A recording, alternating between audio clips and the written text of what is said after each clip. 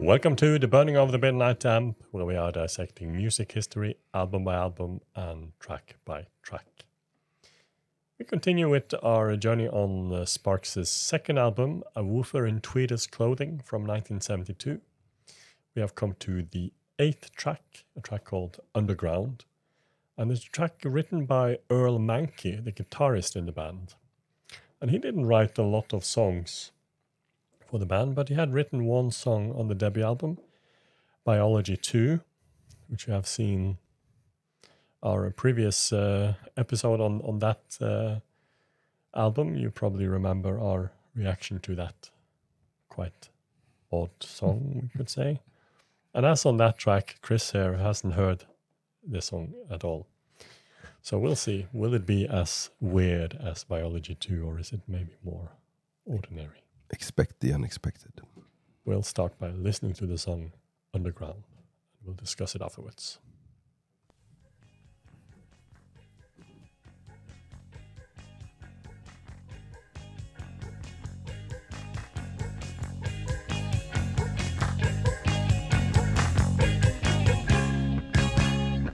Why don't you please go with me underground, down under sea? You and me underground. Once I dreamed I was on a basement day, took in just one take.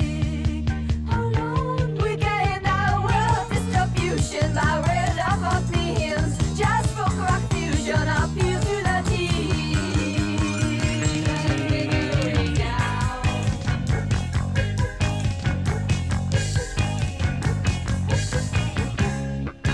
Why don't you please go with me underground, where love is free and super goods can be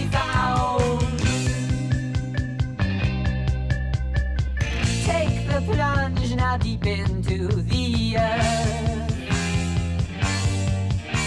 where heavy sets to lurk.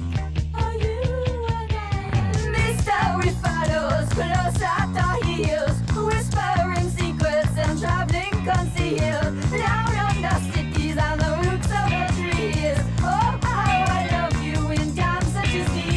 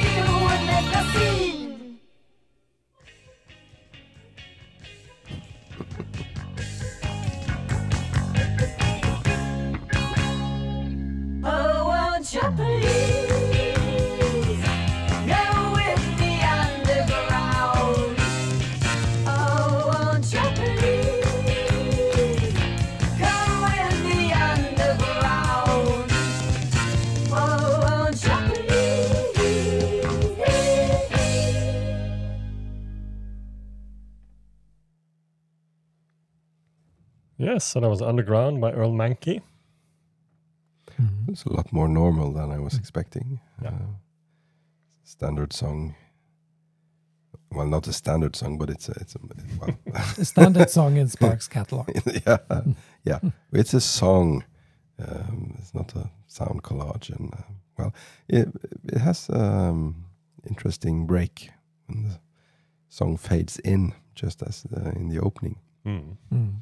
And it wasn't a bad track. No, it's quite enjoyable. Oh yeah, quite catchy.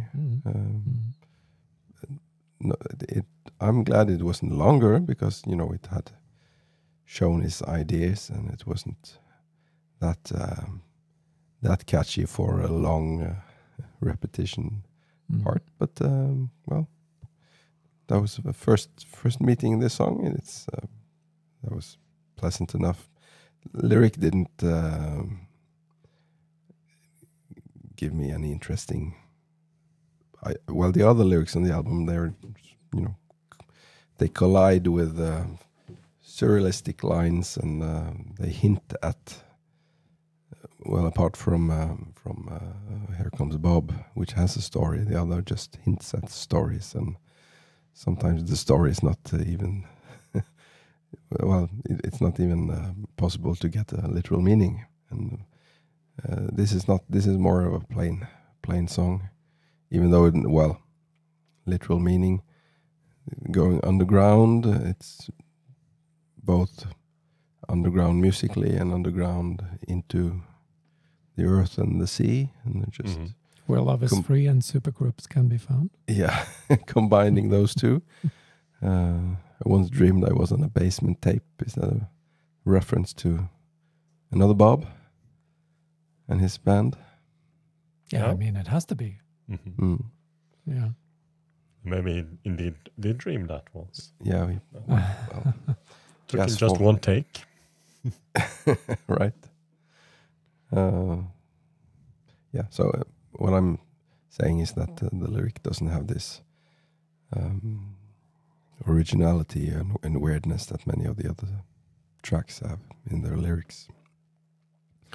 Even though it's not a standard pop song for its time. No, and that is also maybe the case with Moon Over Kentucky, which we discussed before, which was written by Jim Mankey, or the lyrics were written by Jim Mankey. That it didn't have the Sparks flair to them. But still, they're not bad lyrics. No. They're just more straightforward. And it's certainly not a bad song. I enjoy it. It's not the best song on the album or anything like that, but it's enjoyable.